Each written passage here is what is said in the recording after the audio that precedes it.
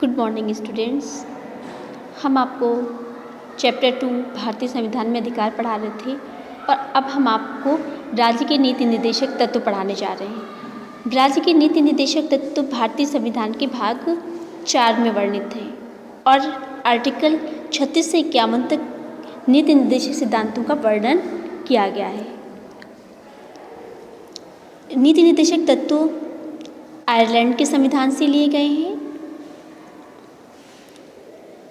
संविधान सभा ने स्वतंत्रता मिलने के पश्चात भारत के समक्ष आने वाली समस्याओं को हल करने के लिए प्रयास करने शुरू कर दिए और संविधान सभा ने देश में सबके बीच समानता लाकर कल्याणकारी राज्य की स्थापना करना चुनौतीपूर्ण कार्य होगा। इसके लिए उसने क्या किया, नीति निर्देशक तत्वों को शामिल किया, परंतु उन्होंने इसका पालन कराने के लिए सरकार को बाध्य नहीं किया गया। कहने का मतलब ये है कि हम फंडामेंटल राइट्स के लिए हम कोर्ट जा सकते हैं, वहाँ से अपने अधिकारों की मांग कर सकते हैं, लेकिन हम राज्य को नीति निर्देशक तत्वों का पालन कराने के लिए हम न्यायालय नहीं जा सकते, उनके अगेंस्ट हम अपील नहीं कर सकते।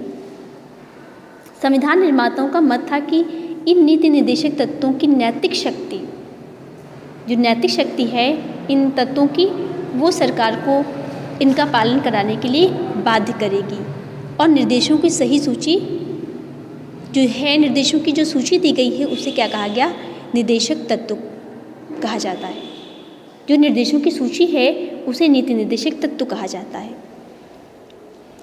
अब आते हैं कि जो राज्य के नीति निर्देशक तत्व हैं उन्हें निम्न भागों में बांटा गया है। राजनीतिक नीति से संबंधित, सामाजिक नीति से संबंधित, आर्थिक नीति से संबंधित, शिक्षा और संस्कृति से संबंधित, स्वास्थ्य नीति से संबंधित। तो संविधान के भाग 4 में अनुच्छेद 36 से 51 के अंतर्गत राज्य के नीति निर्देशक सिद्धांतों का वर्णन किया गया है।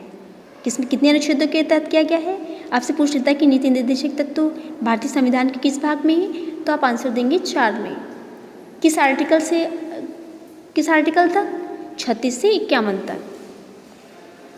और इन सिद्धांतों को समाजवादी, गांधीवादी, उदारवादी और अंतर्राष्ट्रीयवादी नामक 4 भागों में विभाजित किया गया है। कितने भागों में विभाजित किया गया है? 4 भागों में, समाजवादी, गांधीवादी, उदारवादी और अंतर्राष्ट्रीयवादी। अब देखते हैं कि समाजवादी जो नीति निर्देशक तत्व हैं उसमें कौन सी व्यवस्था की गई है। तो समाजवादी जो सिद्धांत थे उसमें सबसे पहले अनुच्छेद 38 में क्या व्यवस्था की गई है कि देश के विभिन्न भागों में निवास करने वाले और तरह तरह की आजीविका में लगे व्यक्तियों और उनके समूहों के बीच सुविधा, अवसर और प्रतिष्ठा की समानता स्थापित कर सामाजिक और आर्थिक न्याय स्थापित करने पर बल दिया गया है। किस बिहार पे बल दिया गया है? उनके प्रति सामाजिक और आर्थिक न्याय कि इक्वल, यदि एक तरीके की आजीविका कर रहे हैं तो उनके बीच जो भी सुविधाएं दी जा रही हैं, जो भी अवसर दिए जा रहे हैं, वो सभी को समान रूप से मिलने चाहिए। नेक्स्ट है 38(2), जो देश के अंदर आय की असमानता है, किसी की आय बहुत ज़्यादा है, किसी की आय बहुत कम है, तो इसे कम करने का निर्देश दिया गया है कि सरकार ऐसी व्यवस्था करे जिससे कि राज्य में जो असमानता है, आर्थिक असमानता है, उसे कम किया जाए। नेक्स्ट है संविधान के अनुच्छेद 39 में क्या व्यवस्था की गई है कि जो सभी लोगों के लिए इक्वल रोजगार के अवसर उपलब्ध कराए जाएं। ऐसा नहीं कि कुछ लोगों को ही अवसर दिए जा रहे हैं, सभी को रोजगार के अवसर उपलब्ध कराए जाएं।